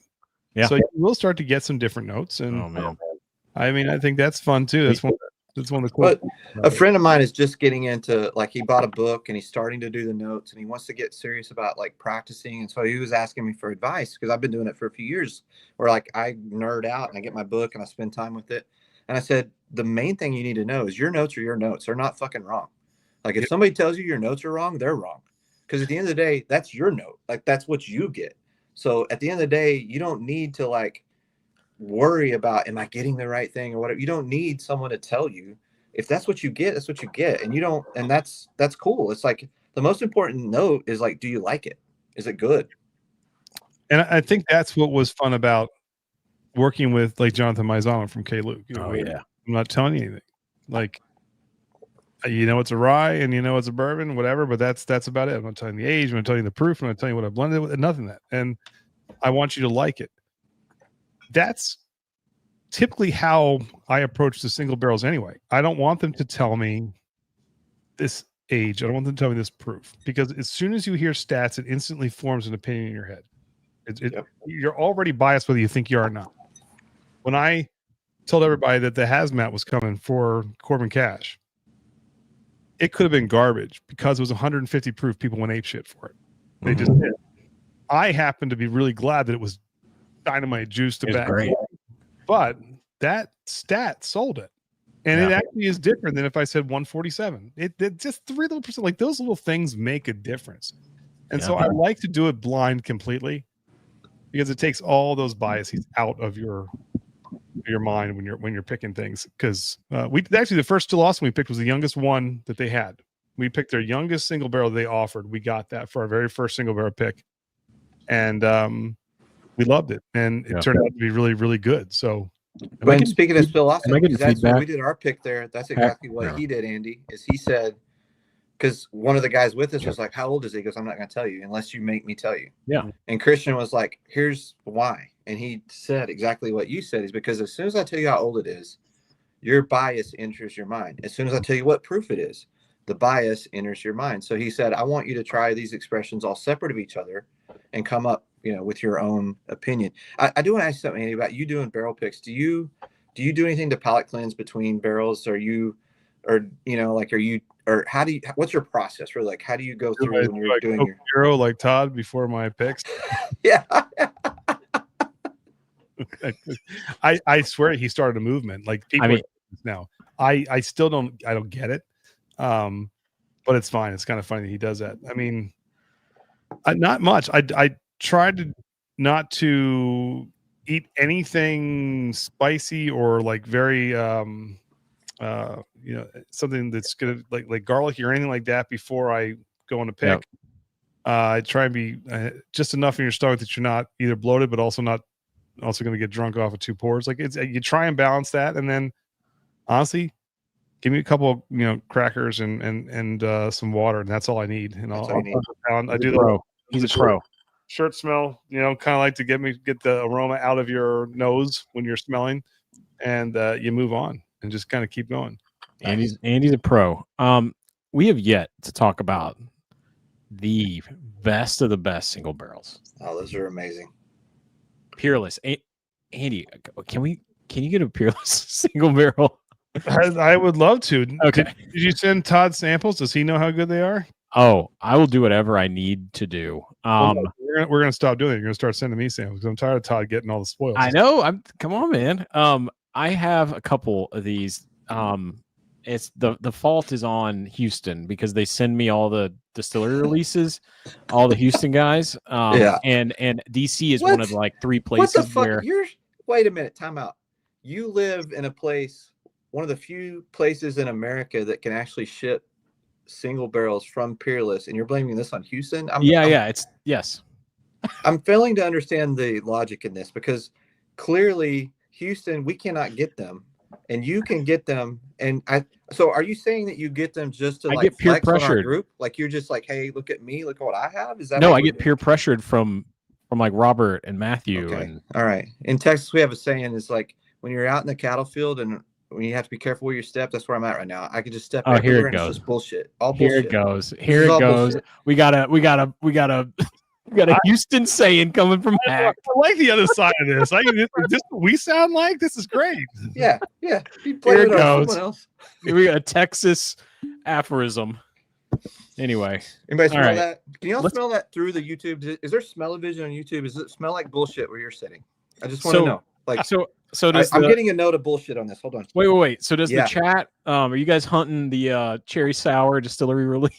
Anybody in the chat had that? Yeah. Anybody in the chat? I'm telling you, Andy. Have you? I have a couple of Peerless, but they're older, and so I really haven't revisited in quite some time. I need to. So some obviously they're great marketers. You look at this cherry sour, their distillery release. Single barrels, notes of tart cherry juice, vanilla bean, toasted almond, lemon zest. It's marketing, but some of it's spot on. And I don't know how they get these flavors. I don't either. And without their finishes. rye. Without finishes. That's the thing that I don't understand that. Let me put this up here. I mean, blackberry shortbread, guys. I mean, come on. So there is brilliance though in what they're doing, because where you may not need to do a single descriptor, when you do something like that as your marketing piece, that is already in your head. You've got blackberry screaming in your head. You got cherry screaming. Like that is part of the, I think, allure behind solid marketing. You know? That cherry rye from Evernorth we did, where we did cherry rye with the cherry pie logo. Like there was cherry notes in there, but people, that's the first thing they went to was cherry, because that logo will tell you you're going to get cherry on this. So it's a good point. It's a good point. I think there's only one though. I mean, and if they did this and it didn't land, they couldn't keep doing it. But for the most part, they're pretty spot on. I do have a slightly hot take though. Uh-oh. Peerless Distillery single barrel picks are. I don't know how to use this. He's figuring out how to run it. It's okay. He has no clue how to run this. That's all good. Peerless Distillery single barrel picks, phenomenal. Peerless store picks, hit or miss. Oh yeah, I would agree with that. Hit or miss. Like I think there's some store picks that I've had that are really, really great. Like there's some store picks that are still sitting out there.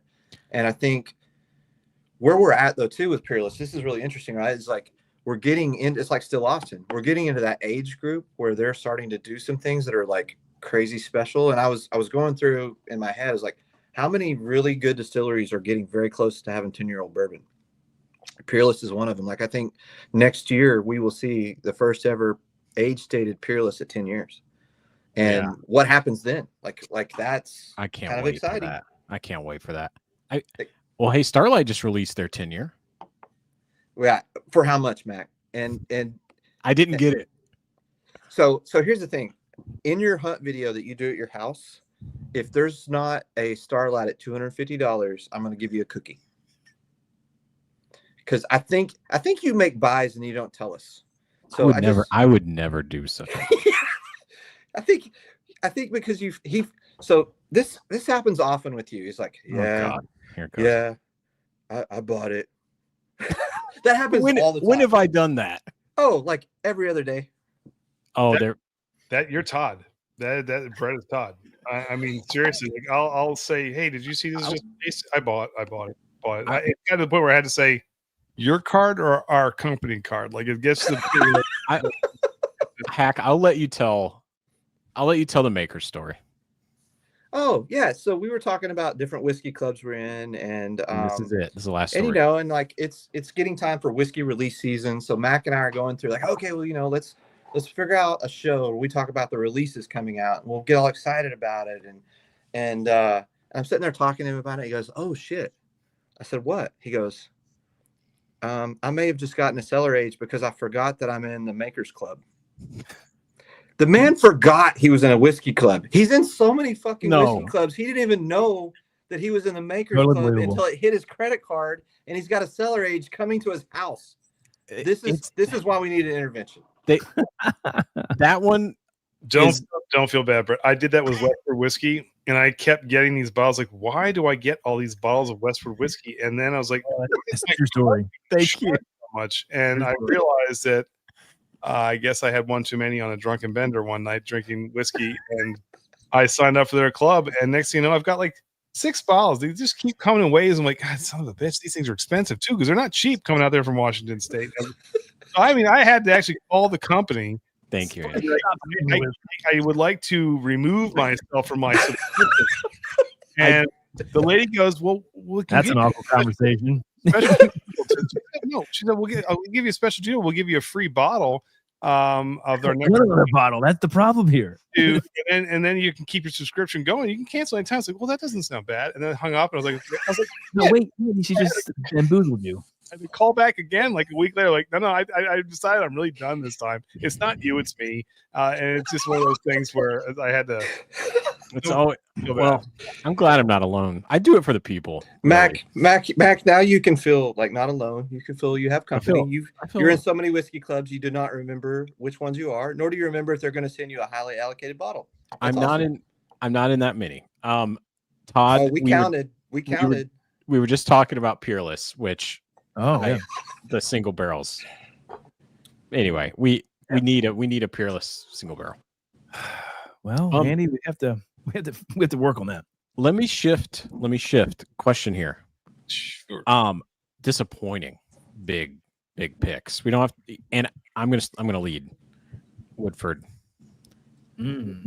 They proof the proofing down, which is a crime to the level that they do it. Now, Knob Creek, right? They're finally starting to release cast strength this year, full cast strength.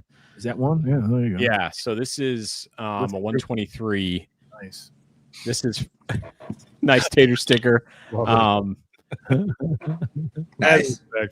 But Beautiful. These knob, like, they are killer right now. I think these Knob Creek, if you find them at cast strength, oh god, relatable Mac comes back. Here we go. Thanks. But yeah, I don't know if anyone, have you guys been seeing are these out in the area? I got this online. I haven't seen any. I mean, here's the thing though. I only go to 2 stores. That's all I'm going to. We've had a wave of single barrel picks hit the Texas area. They haven't made it to Houston. All around Austin, they hit. Some of my boys were out there camping overnight at Still Austin for the rare wheat whiskey, and they swung through some stores and picked up. You're camping out there, huh? Wow. Yeah. Oh, they picked up 125 and 127 proof Knob Creek 9 to 10 year store picks. Oh baby. That's and good. They are freaking caramel payday bombs. Like, they are just like, they're really, really good. I think the one thing Buffalo Bill is right. What were they priced at? What were they priced at? Are they don't $65? $60. 65. Yeah. They're affordable and they do good. I'm a Knob Creek fan. I really am. I'm a Booker's junkie too. I do like Booker's stuff. Beam signs are good. I like their stuff. I'm not gonna lie to you. You must not have seen our video on Booker's, Andy. Hack has a real problem with that. No, I just don't understand why they have to put it in a pine box with a plexiglass. I throw that right away. I throw it right away. Yeah, I mean, the box can be a little bit annoying, but I mean, I do throw them right away.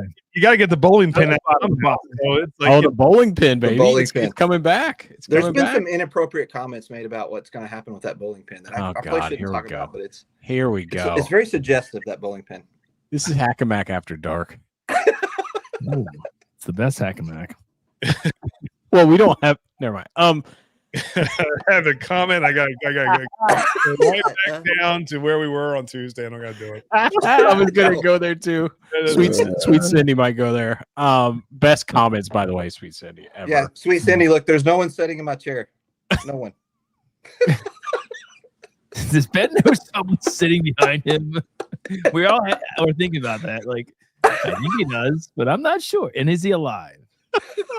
I was laughing so hard I was crying. I didn't know if I was watching a horror movie getting ready. Like Ben, I don't know if you know this now. We probably should have told you about 15 minutes ago. There's someone in your house, man. The call is coming from inside the house. Hey Ben, do you want to play a game? Charles is offended. Oh shoot! Okay, I've got a new question. Let's talk about this guy. Ooh, deadly. Oh man, that's my elusive. Well, and I don't think you're alone. You're not alone there, Todd. I'm not sorry. I mean to target. I'm not targeting 21090 here. I think a lot of people were looking forward to picks this year. I think also next year. I was lucky to. That's so good. Thank you for that sample. By the way. This rye, which at Spillway was able to meet Seth. Oh, that was so good. Yeah. Did you let me try that? Probably. Yes. No, I did not. I drank it and did a review of it. That was good. Like a lot of people are ripping them for price, right? This was $250. And it's 6-year age statement.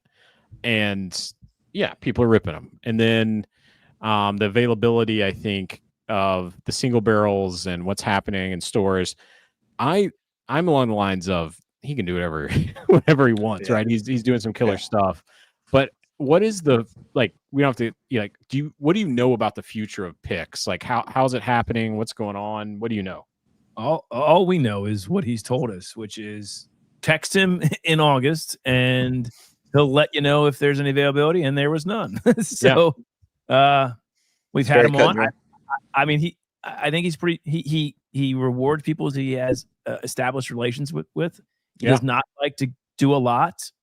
He only does single barrels, and he has a business model that works for him. I mean, I can't argue with it. The guy I love, and to Magic Talking Taco. That's a fun name, by the way. It's a great name. Great name. Is it worth the hunt? Of course, I think yes, it is. But see, I love it's a different flavor profile than if you're. But he said enjoy cowboy bourbon and still Austin. I mean, I don't think it's anything. Well, maybe it's not like those, but it is a. How should I say this, Andy, for Detling or even Hack or Mac? I mean, help me. I'm trying to. It has a malt in. It's got a malt and a. I think Garrison could get closer, but it's still different. I don't know how to explain that. Potent as Garrison, I don't know.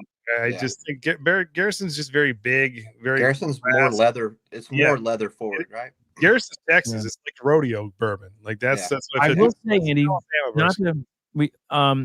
And Anthony knows this. Angel Share here in Maryland, it's a store, has a great relationship with Detling.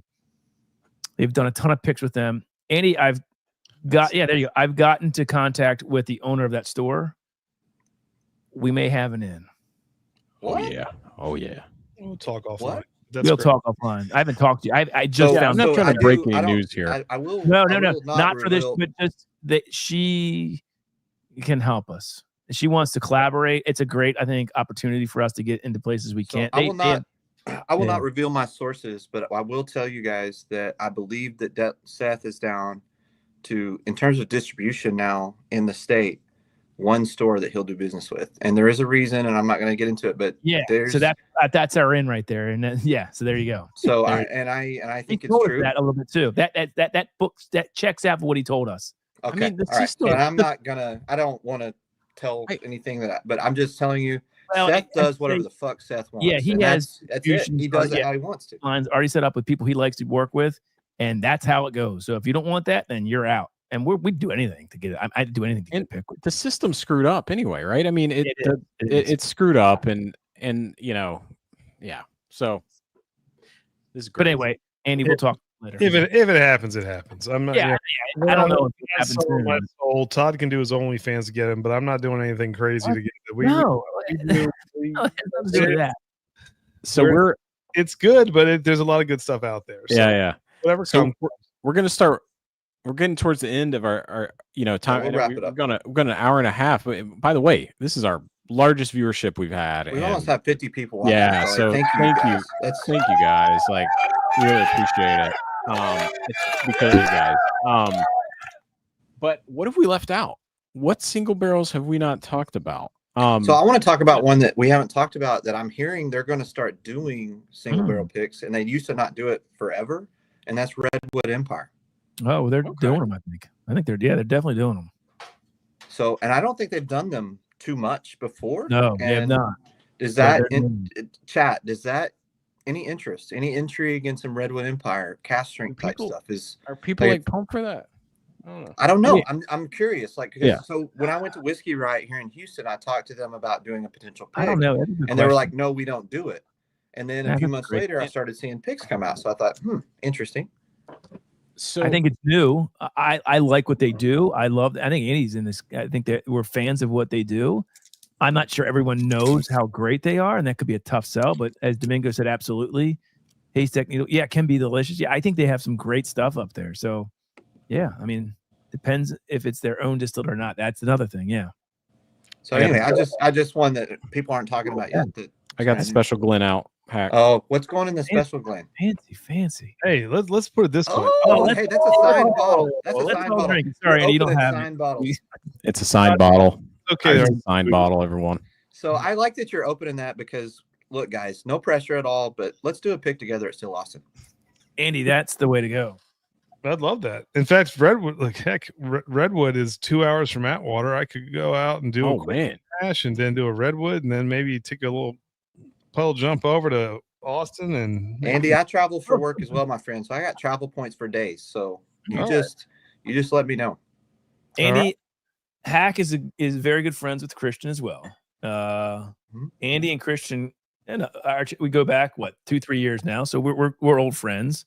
Yeah. And I told him it's about time we do something. He said, "Let's do it." So I want to do something different, though. I don't want to. I mean, listen. Although I would be extremely proud and happy with this single barrel that you picked. So at 7 years after 3, so Todd brought up a good point about Still Austin, because we did the first fry and bourbon from Still Austin, which is kind of cool. It's at least to a whiskey tuber. That is single barrel. So good. But we also, what do we have, Todd? Maybe 79 to 89. 74 the first time and maybe 89 the second time. So this is people that didn't even know who we were when we did that. So Still Austin actually really isn't that, like, at first I was thinking that we don't want to go to the well too many times, but maybe it is not a bad time. The second time I went there, this is a true story, it was really funny. I got out of my rental car.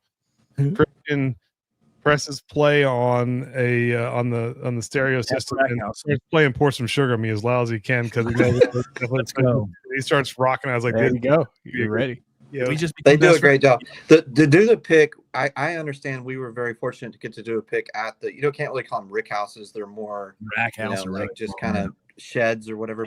But I will tell you this, guys, like, and I think this happens naturally, is like you do your pick and you're serious and you're not. And then after we made our pick, Christian's like, "Yeah, I want to go thieve some whiskey." I'm like, "Fuck yes, I do." So we started thieving and we were getting into it. The Rise, guys, the Still Austin Rise, like, there's some really special stuff going on. Like, their Rise are fantastic. We'll send you some of. Have you had ours yet? It's old, but we'll send you some. I haven't had it. All right, let me do this. Let me do this. Is this the pick? Hack? This is your pick right now. This is his pick. We're doing it live.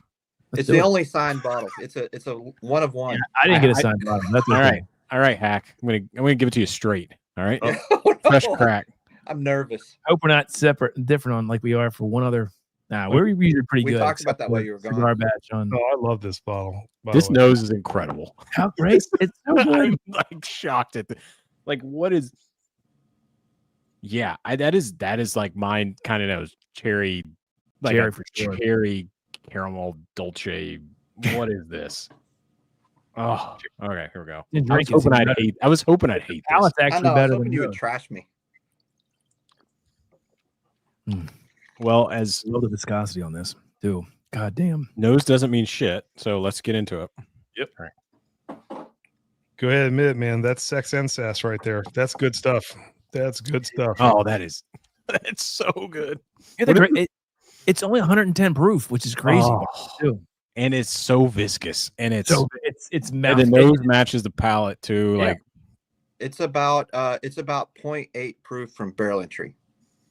Oh, wow. I remember testing Hack. I was down the beach. This was, I think, a couple weeks ago. And I said, "Let me take this down there and try it." And I was like, Andy, I hadn't had Still Austins. I mean, it's been a while. Honestly, we used to get every Still Austin we could, and you just fizzle out a little bit. I hadn't had Still Austin probably, I don't know, it's been close to a year, but a long time. Let me try this. And I opened it up like, oh, dear Lord. That was Todd, as you would say, that was a fat Tony pour. It was a fat Tony. And then I said, hold on, let me try it again. Let me just do another pour. And I'm like, oh, it's getting better.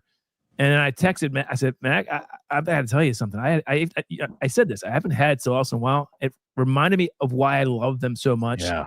This is an absolutely amazing single barrel. And so good. Thank you for sending it, because it's kind of reinvigorated me about how great they are. The real credit goes to Christian for rolling out the good shit. Like, honestly, like he's such a good, like, he could pick anything, and he's, you know what, though, he likes you, buddy, because he doesn't roll it out for everybody. No, he doesn't. He's a busy man. He has people coming through there, and he can do the trolley system, or he can take his time with people. When he takes his time, Dominic, that's another good one. Yeah, Dominic, we would. That's a definite interest. Eric, that if I had it, I would love to explore Old Dominic. We've got a contact there, Andy. Oh, man, Old Dom. Yeah, Old Dom. So I just got, which, by the way, the reason I was defending Seal Box is their Old Dom picks they just got. So maybe it's more of a Seal Box. Maybe it's more of an Old Dom comment on their great juice. Right down every pick. I mean, it's not like they're all duds, but I get so good. Old Dom stuff, killer. Very good. I was hoping, really quick, I was hoping to just rip Hack here. and I don't know why. I'm just feeling feisty tonight, but Okay. but Hack, you're killing it, man. You're killing it. Okay, right? I loved it. I think it's and still I'm awesome. glad you guys enjoy it. Have you guys had the Red Corn 6-year, the bottle and bond this year? Not this year. I have last year's. This year's so good. Oh, really? We're on. Is it available in Sherport or Steelbox? I'll get it. No, it's. I may be able to take care of that. You just need some Texas contact. Single barrel that just because I want to name it John Redcorn's Red Corn because I got on my knees and I would have done unspeakable things for Christian to get a Blue Corn single barrel. Wait, what? Oh, did I say that out loud? Is this on stream? Are we live? Is anyone in that chair behind you? Or all right. So, guys, when we get a blue corn or a red corn, you'll know Hack had something to do with it that was unspeakable. That's all we'll say. The knee pads would have been thoroughly scraped. Dear Lord. Christian would have been smiling. No, but he told right. me, he goes, Hack, he goes, I don't care how much I like you. He goes, I don't care who you are. I don't care. He said, there will not be a blue corn or red corn single barrel until 27. That's what he told me. Really? All right, well, guys, 27. Jeez. That's what he told me. But you guys know Nancy. Yeah. Yeah, you're connected to Nancy, y'all. So maybe. She's the one who helped us with our first pack. She said, you need to go to this east face. It was like a whole litany of go to the. She gave me a map that Homer Simpson could have followed. I was just kind of. Homer Simpson could have picked that barrel. Can you take it here? Look at this. He's like, oh, Nancy. So he took. Andy was going around. This is 3 years ago. This is before he's like. And Christian's ramped up their single barrel program, right? It's a lot. It's a huge thing now. This was 3 years ago where they were just starting it out. And so we were like the first group to come in that wasn't a store or a Texas group, a Texas store. And we were like, yeah, this is what Nancy says to do. And he's like, really? I'm like, yeah. He's like, here, look at this. He's like, all right. North face, you can go to the second house and I'll be damned. I was like, well, let's go to this one. But of course, first, like this is right before they released their red corn and their blue corn. Like before they started doing that line, that was the first. Yeah. Oh yeah. So Andy tried it before it was even out. Trying them right out of the barrel, and I'm like, oh my god! Wait till you try this red. It's so good. It is. So I do have a little insight though too on Still Arson is that, and not to nerd out over Still Arson too long because I don't, but the Nancy said this on Marty's stream the other day, and I also have been reading up a little bit. Is that last year's Tanager release was a white corn forward. This year's Tanager release is blue corn forward. Which is super exciting because their blue corn is really one of my favorite. Even harder to get this year. Awesome. Nancy was on Marty's stream. Yeah. Do you think she's ever disappointed that she's related to Marty? I mean, it's gotta cross her mind. I have a lot of relatives that are disappointed in me, so I would imagine that's true. I gotta think there's a little bit of a disappointment there. That's okay. We love Marty. Yes. I still think it must be like cousin marriage. I wouldn't just say that. They know. Guys, I don't know. I got a question. I got a thing. I got to share, and then we're gonna finalize our thoughts here. Okay. We got a big thing happening Tuesday, and I'd like to get your guys' reaction to this. Okay. Are you talking about a live stream? Yeah, we got to watch this real quick. All right, there we go. I'm surprised you're doing this. What is going on here? Into my own personal bourbon whiskey selection. That's right. We're going to get into it. I'm going to take you guys through the tasting room, as I like to call it. Storing, they look beautiful, especially at night when it's all lit up in here. But the problem is I just don't have enough space just because I've got to stack them in there. And you'll even see on some of the glass, it's starting to sag a little bit. This, I assume, is Mac's floor. Is that a cathedral on the floor? Maybe. One of those clubs he's in. Andy, you should show him your storage. You should do, Andy. Storage. So yeah, Tuesday, guys. Tuesday. To see Mac at his apartment. I cannot freaking wait. So what's funny though is like I cut my video and it was 33 minutes. He goes, "Yeah, I like it. It's just a little too long." Guess how long his is? How long? 1 hour and 8 minutes. Get your popcorn, baby. Get your popcorn, baby. What do you talk about for an hour? It's just me. So I don't know. I'm talking to myself, baby. What are you talking about for an hour?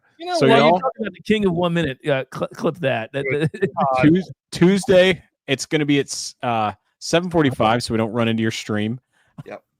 And y'all tune in. It's already scheduled, so hit that reminder. That's our fluffer. Our fluffer for your show is him hunting his apartment. Brett is like Morgan Freeman of whiskey. Like I could listen to him read anything and it'd be fine. Like it doesn't. Oh, it's so. What do you? So you go through each of your like every bottles? Single bottle in my collection. You will see every single bottle. Yep. And I get on the ground. I'm like pulling shit out. It's embarrassing. I'm sweaty and out of shape. Yes. All right. And so is it? God, I love that. I saw that. Hack. I've seen some of your video. Yeah. You go into that deep. I mean, you don't go to every bottle, do you? Almost. Like there's some stuff in the corner I don't, but I talk a little bit. Like I'll there's some I'll grab and I'll talk about. But this video's gotten like 5,000 views already. Like 100 some. Hack has a palatial palace in Houston. I have a 600 square foot. I did a stupid 2-minute short on a cruise ship video that just passed a short. It's 10,000 views. I'm like, how the fuck? Me on a cruise ship, like talking shit on their prices. Like you put hunting in that video, that automatically sends it out to an algorithm. I have no clue. I've got a hunting short as why I no longer hunt in Maryland. It's got 105,000 views on it, just because I went to this liquor store and it had absurd prices for something. 105,000 views. It's almost like certain whiskey tubers get a lot of views from hunts, but it's almost like that. But anyway, you guys, relax. Judge my collection. Let me know what you think. It's a vulnerable moment for me. Is this collection in DC? Yeah. This is the DC. Yeah, Andy, I think there needs. Can we get the address, please? Oh, it's not far from us. Some of y'all have it. And you're welcome anytime. Come on. You never get down to DC. I mean, we don't actually. Andy might though. Andy's texting somebody. I'm trying to get into my whiskey shelf here because I've got all of my catalog. Andy did the mistake of cataloging all his whiskey. I did it one time and my wife basically said whiskey or me, and I chose the whiskey, and then she said, "No, I'm serious." So I did choose her, and then I had to take all these big tubs of whiskey. Andy has a storage unit of whiskey. I swear to God. Andy has his own container whiskey. Mac, do you hear this? I do. This I think that would be a great video. Wouldn't that be a great video? Yes. Like storage. What is it? Storage Wars. Like they can go bid on storage. Man. We could all bid on the. We could bid on the container. Andy, take me to your. I gotta get videotape this. You gotta do this.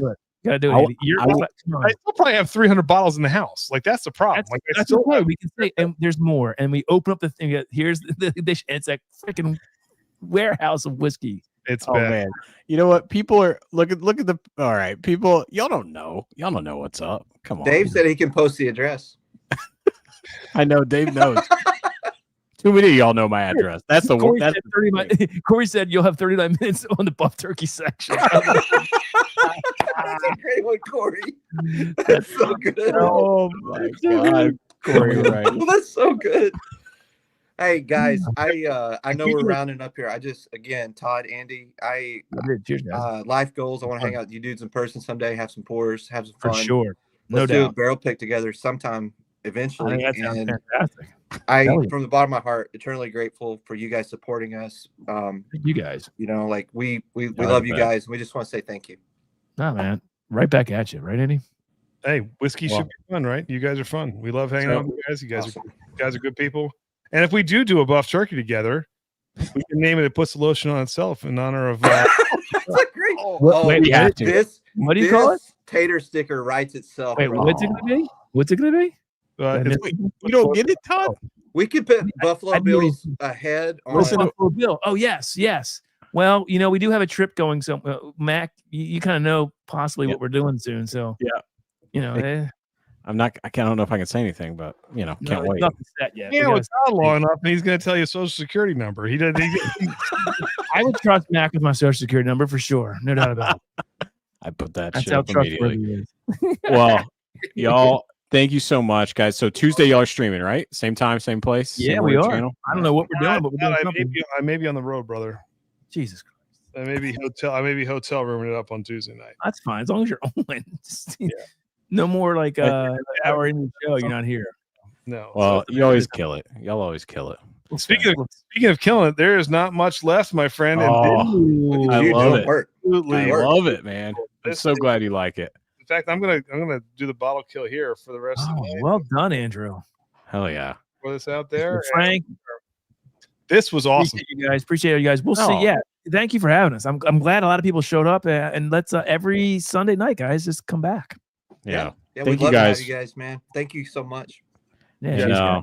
Tune in Tuesday for my apartment in DC, and then right into the 21090 stream. It's going to be awesome. We'll talk about that. We'll have to talk about that. Yeah. Interesting. Cheers, y'all. Be fun, y'all. Have a good one. Cheers, guys. Rock on. Rock on.